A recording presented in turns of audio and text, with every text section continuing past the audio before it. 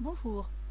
Aujourd'hui, c'est un cours un peu spécial puisque comme on n'a pas pu se voir cette semaine et qu'on fait un test séquence mardi, je voulais revoir avec vous Zola, L'homme et l'œuvre, ce qu'on avait vu ensemble mais qu'on n'avait pas terminé. Donc je vous rappelle le cours rapidement. Donc d'abord, on va commencer par une biographie rapide de Zola, puis on parlera du résumé de l'œuvre. Enfin, les 50 personnages, on rappellera ça, on l'a déjà dit, hein, c'est juste pour les 5 qui étaient absents. Le paradoxe et les paradoxes et les antithèses dans le roman, ça aussi on l'a vu ensemble. Les thèmes, on était allé jusqu'à l'amour dans Germinal quand on s'était vu. Ensuite, mardi dernier, on avait surtout, et jeudi matin plutôt, on avait parlé de la grammaire. Le style germinal, on ne l'avait pas abordé. Et puis, la signification de germinal, ça peut vous servir pour le test et ça peut vous servir surtout dans vos commentaires, vos dissertations, etc. Voilà. Donc, on va commencer par une biographie rapide de Zola. Qu'est-ce qu'il faut savoir de Zola?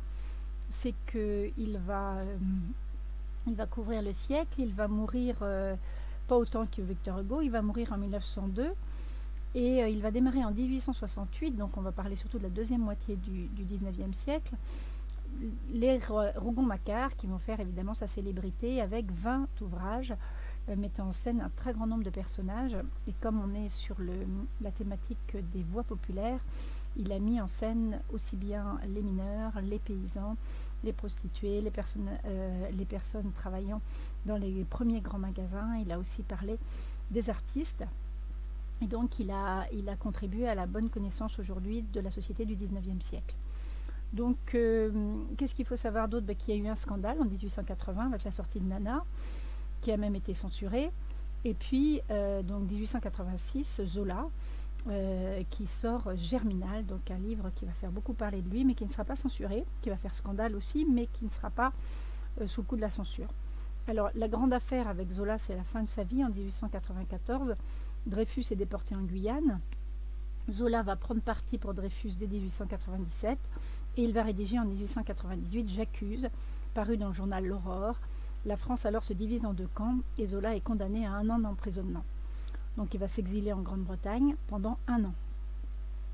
En 1900, l'histoire prouve qu'il avait raison puisque Dreyfus est amnistié. Par contre, il meurt en 1902 de façon accidentelle. On pense aujourd'hui que c'est une origine criminelle parce que on a retrouvé des attestations de ramonage de la cheminée de Zola et il serait évident que ce sont des chiffons et des personnes qui auraient bouché sa cheminée qui auraient entraîné la mort de Zola, d'étouffement, d'asphyxie, la mort qu'il redoutait le plus et pour laquelle il ne voulait surtout pas descendre au fond de la mine. Alors, nous allons parler maintenant du résumé de l'œuvre. Alors, le résumé de l'œuvre, vous la connaissez. Ce qui est intéressant dans Germinal, c'est qu'on a une œuvre qui n'est pas linéaire au niveau chronologique, oui, mais pas au niveau de ce que Zola va écrire. C'est-à-dire qu'on aura une très grande importance du passage de l'hiver, du passage de la mauvaise saison, alors qu'en fait il reste 13 mois et qu'on va suivre le parcours d'Étienne Lantier, donc un personnage qu'on connaît déjà dans les Rougon-Macquart, surtout par sa mère. Il est donc fils d'une famille qui a un problème d'alcool et donc c'est ce qui explique aussi son départ de son emploi précédent puisqu'il a giflé son patron. Étienne arrive aux moulines de Montsou donc dans ce chapitre, dans le premier chapitre. Il va vivre d'abord dans une pension où il va faire un petit peu son apprentissage politique aux côtés de Souvarine, l'anarchiste, et puis aussi du tenancier de la petite auberge dans laquelle il va être hébergé. Ensuite, c'est surtout chez les Maheu qui va vivre au quotidien ce qui se passe dans une famille de mineurs avec 10 personnes qui vivent dans la même maison, allant du bébé à la personne âgée qui est bonne mort. Et donc, la mine décide à ce moment-là de baisser les salaires. Il y a une crise économique et la grève va faire rage. Et la grève va être menée par Étienne. Mais victime d'une répression sauvage, les ouvriers ne vont pas pouvoir tenir la grève. Ils sont morts de faim. Et d'ailleurs, à un moment, il y a des patrons qui disent de toute façon que la faim les fera revenir à la mine. Donc, ils vont reprendre le travail. Et c'est alors que Souvarine va saboter la mine, entraînant de nombreuses victimes. Et Étienne va quitter, d'abord se cacher parce que la répression policière est très grave et qu'il est recherché. Et donc il va finir par quitter cette mine après avoir fait son apprentissage amoureux, politique, éducatif, et qu'il est plein d'espoir pour changer la société. Voilà en gros le résumé de l'œuvre de Zola. Pourquoi elle est importante? C'est par son message évidemment, ses personnages, la force de ce roman et tout le symbole. Je rappelle, mais on l'a déjà dit plusieurs fois, que à sa mort, plusieurs dizaines de milliers de personnes et surtout des mineurs suivaient son cercueil en criant Germinal, Germinal. Alors pour les personnages, évidemment, c'est surtout les mineurs dont il va être question, puisque les mineurs occupent une très grande place dans le livre, la famille des Maheu, mais pas que, puisqu'on a des personnages, des mineurs, des personnages très bien campés, avec si vous prenez la Mouquette, ou les Levaque, ou les Pierron, ou Souvarine même, on a ici vraiment des personnages très différents, d'âges très différents, de la même origine sociale, tous, sauf Lantier qui arrive d'un autre endroit. Chez les Maheu, on est mineur de père en fils. Bonnemort est déjà à la mine depuis 40 ans, voire plus. Catherine a donc seulement 15 ans, mais elle doit assumer beaucoup de choses dans la maison. La Maheude, elle est descendue à la mine quand elle était jeune, mais elle a eu donc 7 enfants. Donc ces 7 enfants vont la faire rester à la maison pour tenir la maison, s'occuper aussi d'une petite handicapée et du dernier bébé. Bonnemort, donc, qui va travailler, c'est lui qu'on voit, c'est le premier mineur qu'on voit dans le roman, dans le premier chapitre. Toussaint, qui est le père, qui a une quarantaine, 45 ans, qui est le fils de Bonnemort et qui est tout à fait prêt à se battre avec les mineurs, mais qui en même temps nourrit une haine farouche contre les bourgeois, ce qui explique ce qui va se passer plus tard quand il va étrangler la jeune fille. Alors les 7 enfants, l'aîné c'est Zacharie, qui est suivi de Catherine, puis on a Jeanlin, dont on reparlera, Alzire la petite infirme, Lénore, Héry et Estelle, qui est la petite, donc qui est le bébé. Les Levaque donc sont liés aux Maheu, les Pierron avec leur fille Lydie sont aussi importants. Alors quant aux bourgeois, évidemment, ils se placent en contraste avec les ouvriers. Les familles sont beaucoup moins nombreuses, les intérieurs sont beaucoup plus confortables, et on a les Grégoire et Philippe Hennebeau, donc qui est le directeur général. Donc son épouse à Philippe Hennebeau est la maîtresse de Paul. Et les Grégoire, ils sont rentiers et ils ont une fille, Cécile, qu'ils vont gâter, qui va manger de la brioche, qui va faire la grasse matinée, quand de l'autre côté, évidemment, Catherine va se lever à 4 h du matin pour préparer le petit déjeuner et partir à la mine. Alors un autre personnage qui est assez horrible, c'est l'épicier Maigrat. Son nom évidemment M-A-I-G-R-A-T est influencé par maigre et gras, puisqu'il est très gras et il se nourrit des maigres, de tous ces mineurs qui ont besoin de manger et qui parfois n'ont pas d'argent pour payer. Pour les prêtres, on a 2 prêtres très différents. On a le premier prêtre qui est le prêtre qui a la parole des patrons et des bourgeois et qui va porter une parole qui dit que le Christ va les aider, mais dans l'au-delà, pas dans leur vie actuelle, alors que le deuxième prêtre, qui est un prêtre rouge ou un prêtre qui porte des idées nouvelles, pense que la situation des mineurs peut évoluer par une action collective, parce que le Christ n'est pas pour que les gens soient malheureux sur terre, et s'il y a une injustice, il faut la réparer. Donc ce prêtre-là va être éloigné, évidemment, il ne va pas rester agiter les voix populaires qui vivent à Montsou. Voilà, et puis la police qui va agir de façon brutale, avec quand même un bémol, parce que chez Zola, tout n'est jamais blanc et noir, tout n'est jamais manichéen, le petit soldat de Plogoff. Alors, les thèmes abordés maintenant, en fait, alors oui, les paradoxes et les antithèses du roman, je ne vous en ai pas parlé. Sur les paradoxes et les antithèses, on a un jeu de contraste, donc je vous ai parlé précédemment, la maison des mineurs qui est étroite alors que la maison des bourgeois est immense, l'habillement, ils s'habillent pratiquement de loc alors que les habits des bourgeois sont très recherchés, ils ont des toilettes, ils se maquillent, ils se parfument, ils n'ont que du pain à manger, les autres ont une alimentation extrêmement riche avec de la brioche, des écrevisses. D'ailleurs on a en parallèle dans le film de façon assez brutale, et dans le livre c'est pareil, le menu incroyable des patrons pendant qu'ils crèvent de faim, les ouvriers. Sinon, les jeunes filles font de la peinture, du piano. Quels sont les loisirs?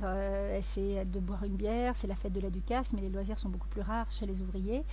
On a 7 enfants maigres chez les mineurs. De l'autre côté, on a une fille qui est grasse et qui mange bien. Les départs en pleine nuit, j'en ai parlé, le festin et le pain. Les paroxysmes, alors les paroxysmes qu'on peut trouver dans le roman, c'est aussi la mutilation de Maigrat, on en a parlé. C'est une mutilation sexuelle quand les femmes en colère n'ont plus rien à manger et qu'elles en veulent à Maigrat d'avoir violé leur fille pour pouvoir payer le pain qu'elles avaient à manger.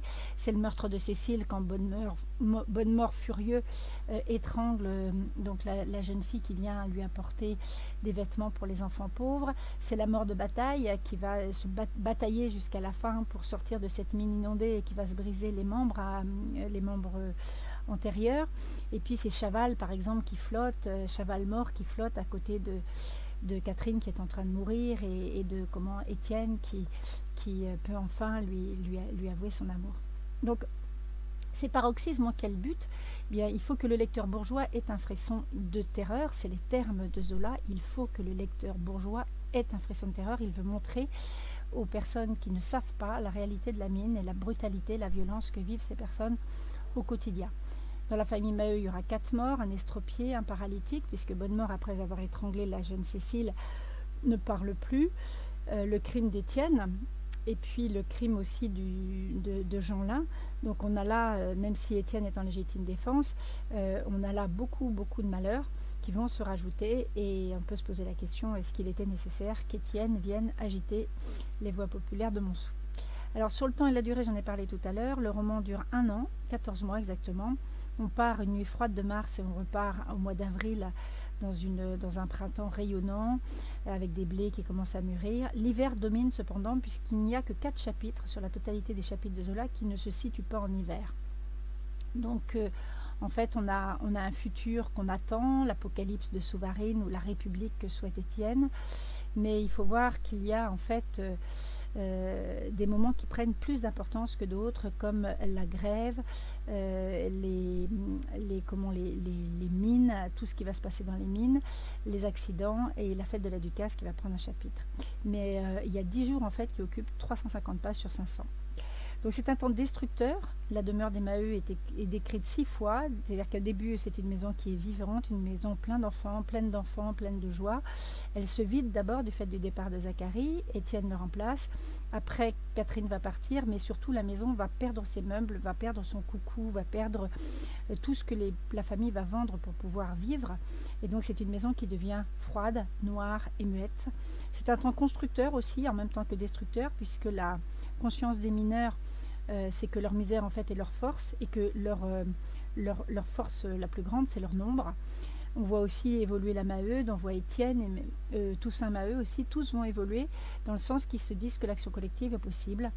Et puis se rajoute évidemment dans ce temps et cette durée une double intrigue avec l'intrigue amoureuse et le récit de la grève qui s'entremêle avec l'intrigue amoureuse, puisqu'on l'a vu, la haine d'Étienne pour Chaval, et qui est réciproque, au bout d'un moment leur dicte leur attitude de mineur, et donc va faire que Chaval va devenir un briseur de grève, un porion, un futur porion qui va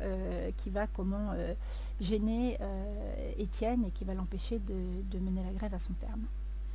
Alors maintenant on va voir les thèmes qu'on a déjà vu pas mal.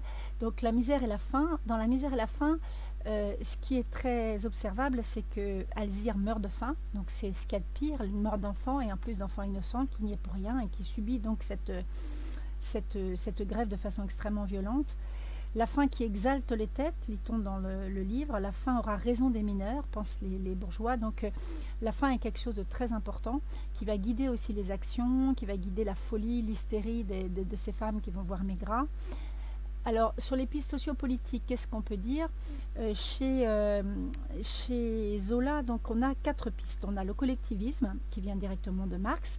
Donc, c'est le renversement de la classe bourgeoise avec l'absence de classe et l'égalité de tous les citoyens, qui était l'utopie ou l'objectif de la Révolution française. Il y a le réformisme. Donc, c'est plutôt Rasseneur qui est beaucoup plus prudent, hein, le tavernier, qui dit qu'en fait il ne faut pas d'acte révolutionnaire, qu'il faut aller doucement et réformer en douceur les règles. Le socialisme chrétien, que symbolise évidemment l'abbé Régnier, le petit curé dont on a parlé, et l'anarchisme qui est d'une violence folle, puisqu'on voit comment je ne sais plus son nom, qui est inspiré de Bakounine, qui va détruire leur objet de travail et qui va entraîner la mort de ses camarades, ce qui paraît assez fou, et ça nous montre aussi un anarchisme extrêmement violent, ce qui n'est pas le cas évidemment de tous les anarchismes. Alors, on va parler maintenant de l'amour dans Germinal. Quand je vous ai demandé ce que c'était en cours, vous m'aviez dit qu'il était glauque. Effectivement, le désir physique est souvent apparenté avec Zola à un érotisme bestial, mais souvent joyeux. On a parlé de la moquette lors de la Ducasse. C'est un élan vital. On a l'impression qu'en fait, l'amour, c'est le triomphe aussi de la vie sur la misère, de la vie sur la mort, et que malgré tout... on peut penser aussi que c'est ce qui permet aux mineurs de supporter cette vie. Alors ça peut paraître choquant et pornographique, c'est d'ailleurs ce qui a rendu scandaleux Zola, mais on peut se dire en même temps que la religion était très peu présente dans ces sociétés, contrairement justement à Qu'elle était verte ma vallée de Llewellyn, où les personnes sont très chrétiennes et où ce genre de choses n'arrive pas. Donc là on a une société française qui n'a plus comme repère les modèles religieux et qui vit au jour le jour et qui survit et qui n'a plus de cadre aussi strict, puisque là on voit par exemple Zacharie qui a 2 enfants et qui vit toujours chez ses parents, alors que sa femme avec ses 2 enfants, ils ne sont pas mariés, vit chez ses parents. Et donc on a une façon des règles sociales qui sont très différentes que dans d'autres régions de France ou dans d'autres fonctionnements humains. Alors, on va parler maintenant des animaux, on en a déjà parlé. Donc, les animaux importants, c'est les chevaux dans les mines, avec bataille évidemment. Il y aura 2 chevaux, la descente du cheval dans la mine est admirablement bien décrite, la mort de bataille aussi. Il faut savoir que ces chevaux descendaient dans la mine, devenaient très vite aveugles et n'en ressortaient que morts. Donc, c'était des chevaux qui accompagnaient les hommes dans leur travail, qui poussaient les berlines, mais c'était des animaux qu'il fallait accompagner parce qu'ils ne voyaient plus rien très vite. Alors, il y a aussi le jeune cheval, Trompette, qui ne va pas pouvoir s'accommoder à la vie sous terre et qui va devoir revenir à la surface. On a le lapin, la lapine, devrais-je dire, Pologne, qui est martyrisée par Jeanlin, évidemment, qui va mal finir du coup, mais elle est aussi un élément assez intéressant de l'accompagnement de Souvarine. Elle participe aussi de cette ambiance un peu étrange. Sinon, sur la nature, alors la nature, on est dans la plaine du Nord, hein, on est dans le nord de la France, on n'est pas très loin de la Wallonie, il y a des champs de betteraves à perte de vue. L'environnement est hostile, sauf à la fin, mais tout au début, c'est vraiment un décor qui est terrible. Et donc, on a à la fin la métaphore de l'espoir, de la liberté que peut donner aussi la nature. Donc, on a ces 2 aspects d'une nature à la fois hostile et qui va engendrer la chute de l'homme ou son malheur, la nature qui est utilisée par Zola comme une métaphore de l'espoir.